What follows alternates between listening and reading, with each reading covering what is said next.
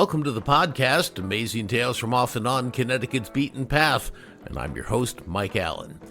When we think of the Alamo, of course, we go back to San Antonio, Texas, where that famous battle took place at the Alamo mission. You remember 2,000 Mexican soldiers were up against just 200 Americans. Well, the Americans held out for 13 days before every last one of them was killed. That was 1836. Well, today we have a very similar story that took place 50 years before that during the Revolutionary War here in Connecticut, the Battle of Groton Heights near the Thames River in New London Harbor. Our guest today is Hali Keeler. She is president of the Friends of Fort Griswold Battlefield State Park Foundation. And just wait until you hear her rendition of what happened at that battle. She speaks for all in the Groton and New London area in calling it a massacre. This week's trivia question: this Connecticut tragedy brought the term lift slab construction into our collective vocabulary. What was that tragedy?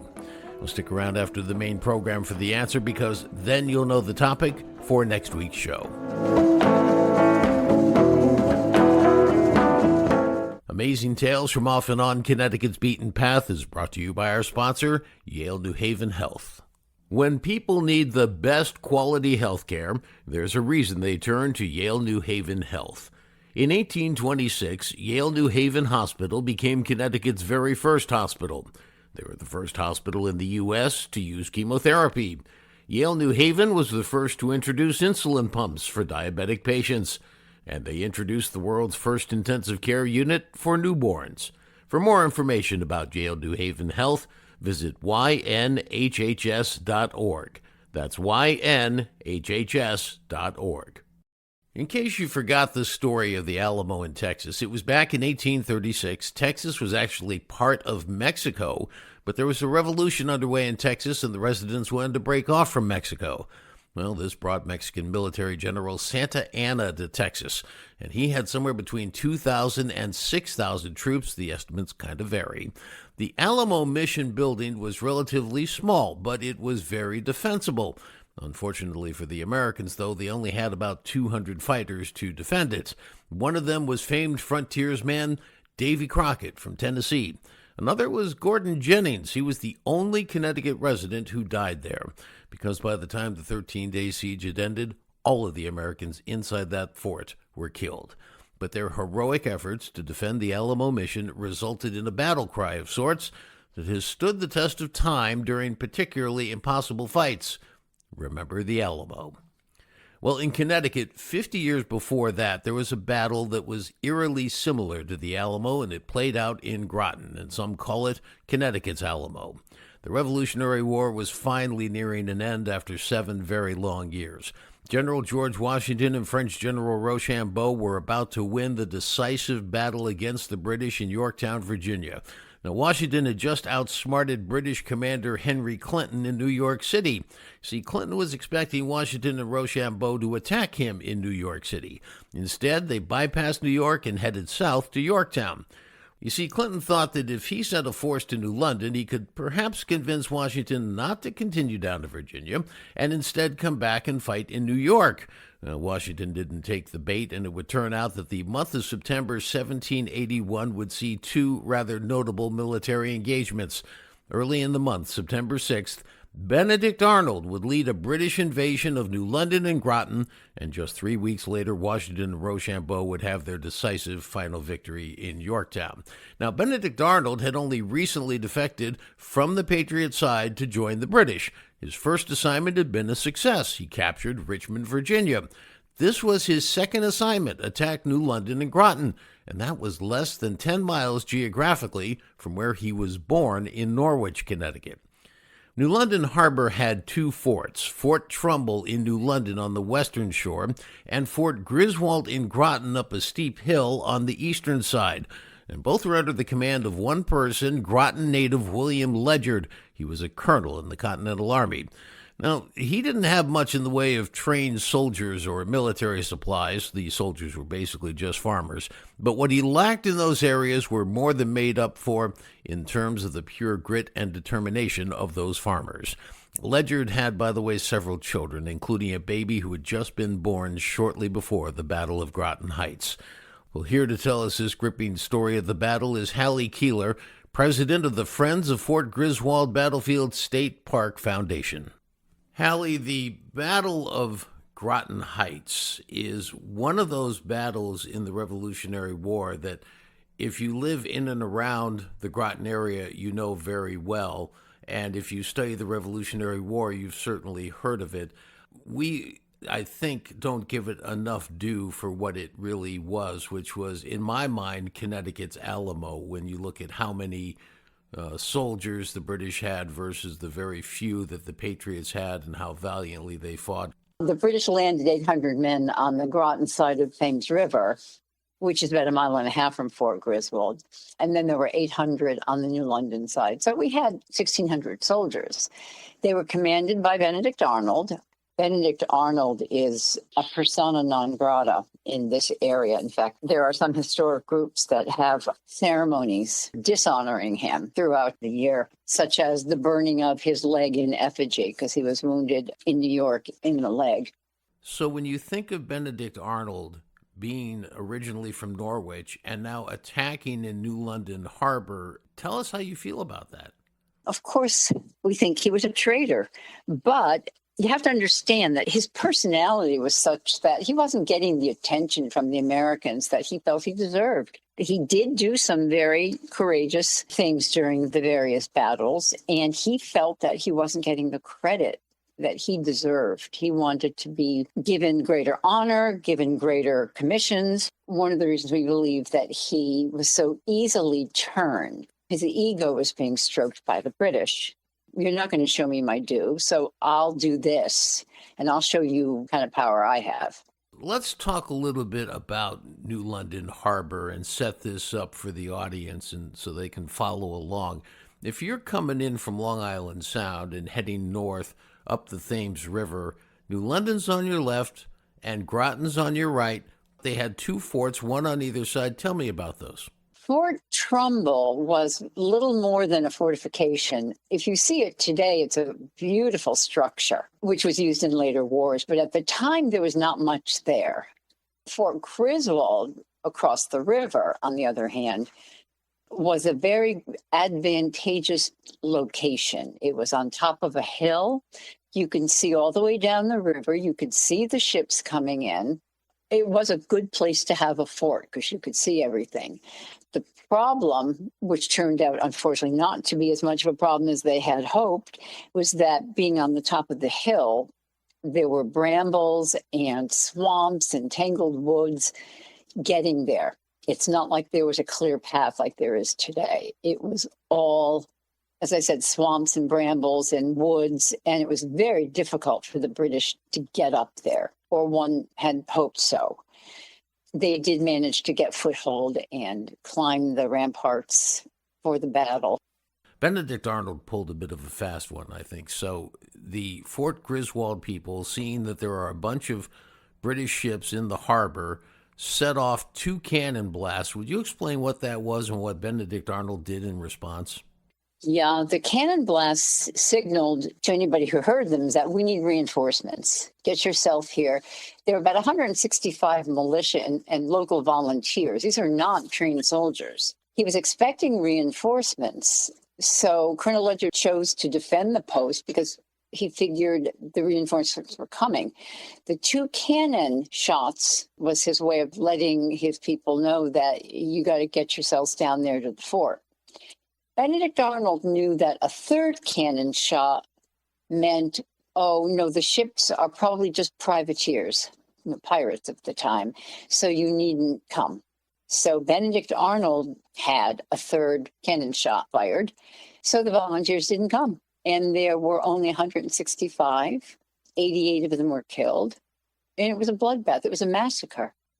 So as you say, there were 1,600 British soldiers up against 165 Patriots overall. Fort Trumbull, which was on the New London side, really just had a handful of people, and Colonel Ledyard, in fact, said, get across the river to Fort Griswold because that's what we're going to hold. So, meantime, Benedict Arnold and his other big commander that day, Edmund Eyre, they split the troops, 800 and 800, And Arnold took 800 into New London while Eyre went to Groton with his 800. When Benedict Arnold, let's just spend a quick second on this. So Arnold goes into New London. There's absolutely no resistance because all the soldiers are over on the Groton side in Fort Griswold. And he comes in and starts setting fire. And what happened to the town of New London in that siege? It was burned to the ground. The people were fleeing up towards the Norwich way, going north, but they basically burned every building, home, shop that was along the waterfront. Yeah, I read somewhere there were 143 structures burned in that event, which was just amazing. Now, Arnold, meanwhile, had told Eyre, you go over and take Fort Griswold. Could you pick up the story from there? Yes, so he has a note to go to Eyre that said, oh, don't attack. There's not enough defense. The fort isn't strong enough, and that would be a fool's errand. There just aren't enough people to defend it, so don't do it. But of course, the messenger was either waylaid or killed. Either way, Eyre never got the message. Well, meanwhile, let's talk about what Eyre was doing, which was he, in the traditional method, said you should surrender. And again, could you pick up that part of the story? Eyre sent forward a flag demanding surrender at that point, but Ledyard refused. Talk about egos. I mean, they all really felt that they could do this. He asked again and again, and Eyre threatened that if he were forced to storm the fort, no quarter would be given to its defenders. Colonel Ledyard is alleged to have said, we will not give up the fort, let the consequences be what they may. The British forces spread their ranks. They advanced on the fort. They were met with an artillery barrage, which killed and wounded many, but they were seasoned troops. These guys knew what they were doing as opposed to the Patriots, and they continued the charge. First, they're repelled as they come up as a single column, and they end up breaking off in two. So there's Eyre's group and Montgomery's group goes around the other side of the fort, and they attack from different ends. So Eyre is wounded. Ledyard was in the process of surrendering the fort, correct? Yep, he was. Colonel Ledyard saw that the British had managed to reach the gate and opened it. The enemy was able to get through. So he ordered his men to stop fighting, even though that didn't actually happen. There was some question that they had, in fact, raised the white flag at some point, and it was shot down, which gave the British permission, so to speak, to go ahead and continue the charge.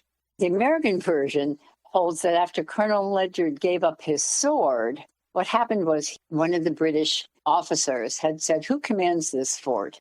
And Colonel Ledyard allegedly said, I did, sir, but now you do. And he handed his sword, hilt first, to the British soldier, who then ran him through. And then the American wounded were massacred. The British version makes no mention of the massacre or the manner of Ledyard's death. Stephen Hempstead's journal, he gives an eyewitness account, and there are others, but there are people even today, and there are books that have been written that dispute the common version of how he was killed. Montgomery is also going to be not only wounded, but killed in this. Tell me about Montgomery and his forces coming over the ramparts. As you had mentioned, they came in two columns around the fort. Montgomery came to the side that actually they felt could not be scaled because it was steep, it was wooded, it was brambles, but they did it anyway. They got footholds in the stones, and they came up over the ridge. At that point, Colonel Ledyard had already been killed. And in revenge for having his very good friend, Colonel Ledyard, killed, Jordan Freeman, his manservant, had a 10-foot pike, and he ran Montgomery through with the pike and killed him instantly. That's such a dramatic thought of what had happened. Well, certainly if you go to Fort Griswold, you read the story, and it's the American version and sort of the accepted version that's there. And one of the things that Stephen Hempstead talked about as well, because he ended up being a prisoner, and that's why he was able to give an account, was how the prisoners were treated, and they were put on a wagon, because most of them were wounded, to take them down to the British fleet so they could take them back to notorious prisons in New York City. And what happened with that wagon on the way back to the fleet? Either it broke free or the British let go. But this wagon, and remember, this is a hill. It went down the hill at great speed and hit a tree. I mean, these men were already wounded, so it further added to their injuries, and a lot of them were killed. And just anecdotally, there's a story that says that on a quiet night, you can still hear them screaming. However, after they hit the tree, they were brought over to Ensign Ebenezer Avery's house, which was just a few steps away. But those who were able to walk were put on the British ships as prisoners. Then, as the day went on, the British troops ended up plundering and burning some of the homes on Groton Bank on that side of the river. They were merciless. And now, 3 weeks after this event would be the Battle of Yorktown, which Cornwallis would lose and Washington and Rochambeau would win, and that was widely considered the end of the Revolutionary War. So this was one of the last real atrocities of the Revolutionary War. It absolutely was. And that point is not lost on the supporters of Fort Griswold. There's very little attention paid to it, of the historical record. This was a battle. This was a massacre. And there's very little record of it. We at the Friends of Fort Griswold have been working very hard to raise the visibility of the fort because this was a catastrophic event and it really can't be lost to history. So tell me about the Friends of Fort Griswold, what it is you do, and what people who come to the fort can expect to experience. Our mission is to support the fort in whatever way it needs. We have events that we hold at the fort. We hold a commemoration of the battle on the Sunday of Labor Day weekend every year. The Sunday's closest to September 6th, which was the date of the battle, 1781. We put luminaria out on the battlefield, and we have a reading of the names. We like to have descendants, if possible, read the names of their ancestors. And as each name is read, the flame is put out. It's sobering. You know, we are there, standing there where they shed blood. We're standing smack in the fort where these men lost their lives, and we are honoring them. Colonel Ledyard's sword, by the way, is housed at the Bill Memorial Library. That's located just half a block from the battlefield itself. Hali Keeler worked there, by the way, for 35 years, retiring as its director. Now, she says Ledyard's coat, though, is in Hartford at the State Library. And occasionally there are calls to see if the sword and the hole in the coat line up, which could put an end to all the disputes about Ledyard's final moments. Unfortunately, she says, the deterioration of the coat's fibers have made such an experiment likely impossible to ever undertake. So she says the American version of the fight is the accepted version in that neck of the woods.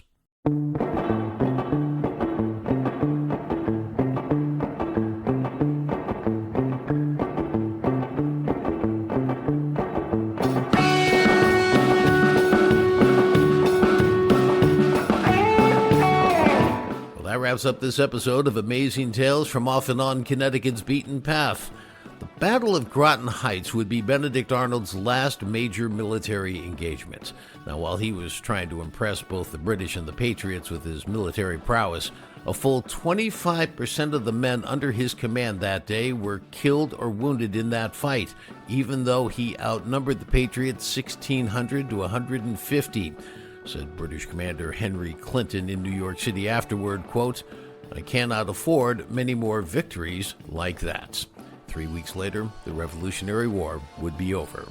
I want to thank our guest for today's program, Hali Keeler, president of the Friends of the Fort Griswold Battlefield State Park Foundation. The answer to this week's trivia question, the question was, this Connecticut tragedy brought the term lift slab construction into our collective vocabulary. What was that tragedy? Well, it was the collapse of the L'Ambiance Plaza apartment building in Bridgeport during construction, in which 28 workers were buried under tons of concrete and killed. Next week on Amazing Tales, CT will revisit the tragedy with the Honorable Thomas Busey, the man who was mayor of Bridgeport during that tragedy. Amazing Tales from Off and On Connecticut's Beaten Path is a production of True North Associates, LLC. This is Mike Allen. Be safe and stay healthy.